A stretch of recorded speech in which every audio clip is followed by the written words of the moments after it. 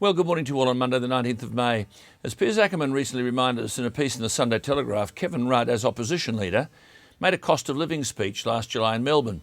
He mentioned, not for the first time, the fact that the prices of bread and milk and other grocery items were going up and that he was going to keep these basics affordable and make sure that pressure was placed on inflation.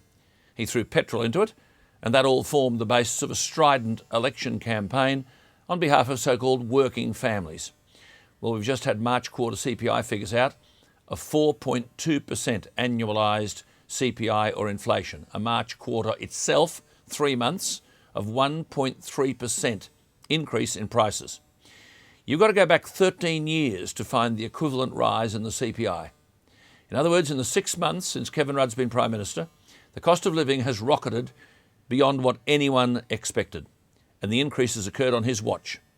So how effective, it's valid to ask, has the government been in living up to its promises made in the cost of living speech last July in Melbourne? Well, the promises, like many others, very hollow indeed.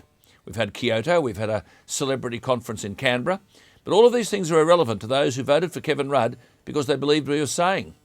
But in the last quarter, these people paid 2.4% more for their milk, 4% more for their bread, 4.9% more for their poultry, 5.2% more for their eggs.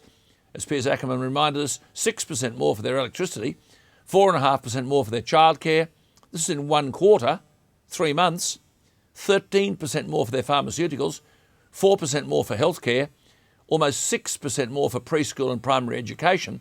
And if you think that's bad, wait till we have to factor in all the costs that are going to have to be borne by what Piers Ackerman has rightly called Kevin Rudd's ineffectual, headline-grabbing international climate politics. Well, the fact is that under Kevin Rudd, all these basic prices have risen more sharply than at any time in recent memory. The answer is, well, we've got a grocery inquiry, and we've now got a national fuel watch scheme. Well, the fuel watch scheme is a waste of time and money.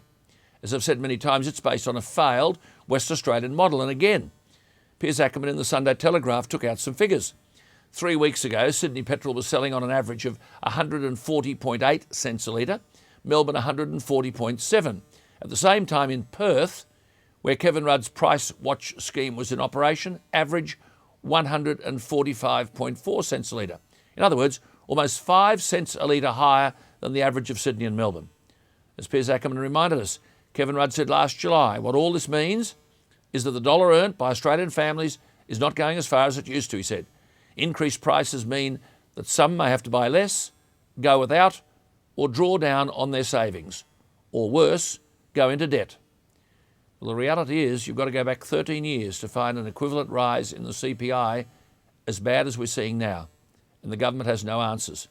While Kevin Rudd might appear in the face of these problems to be, in Piers Ackerman's words, as effective as a rabbit caught in the headlights, it's valid to ask who was caught in the headlights in last November's election.